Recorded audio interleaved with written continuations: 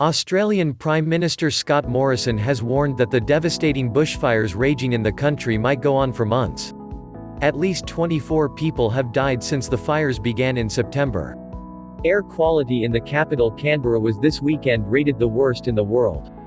Mr. Morrison announced the creation of a recovery agency to help those who have lost homes and businesses in the fires. He has faced fierce criticism over the speed of his response to the crisis. The weekend saw some of the worst days of the crisis so far, with hundreds more properties destroyed. Rural towns and major cities saw red skies, falling ash and smoke that clogged the air. The public ire falling on Australia's absent PM. A visual guide to the bushfire crisis. Australia bushfires, a very simple explanation. Royals send condolences to Australia as fires rage. Conditions eased in Victoria and New South Wales on Sunday after temperatures and wind speeds dropped and some light rain fell. But authorities warned that the danger was far from over. "We're in uncharted territory," said the New South Wales Premier, Gladys Berejiklian. "We can't pretend that this is something that we have experienced before. It's not." John Steele, 73, who was evacuated with his wife from their rural property north of Eden late on Saturday, told the AFP news agency, "Visibility was down to about 50 meters, if that, and we had lots of debris falling out of the sky and a lot of white ash. The sky is still red. We're not out of the woods yet." Prime Minister Morrison on Saturday announced the largest military call-up in the country's recent history, mobilizing up to 3,000 reservists to assist exhausted volunteer firefighters. Mr. Morrison, who cancelled a planned visit to India because of the crisis, faced further condemnation on Sunday, after the head of the NSW Rural Fire Service revealed the service had only learned of the plan to call up reserve troops through the media.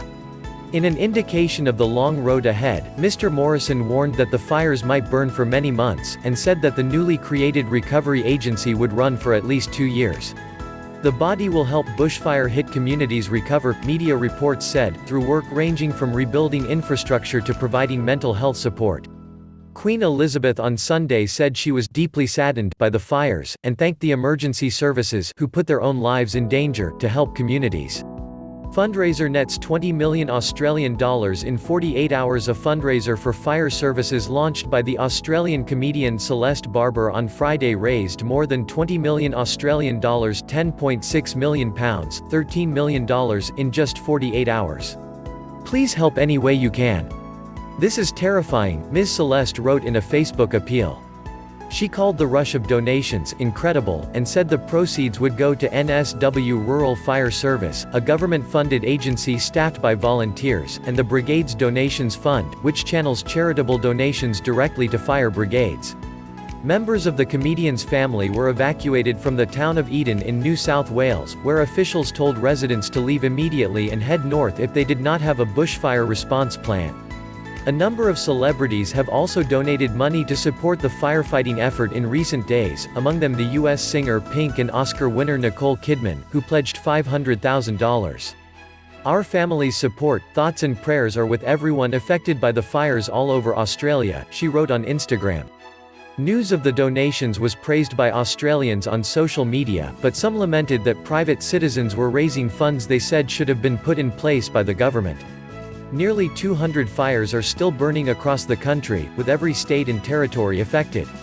More than 1,200 homes have been destroyed and millions of hectares of land scorched.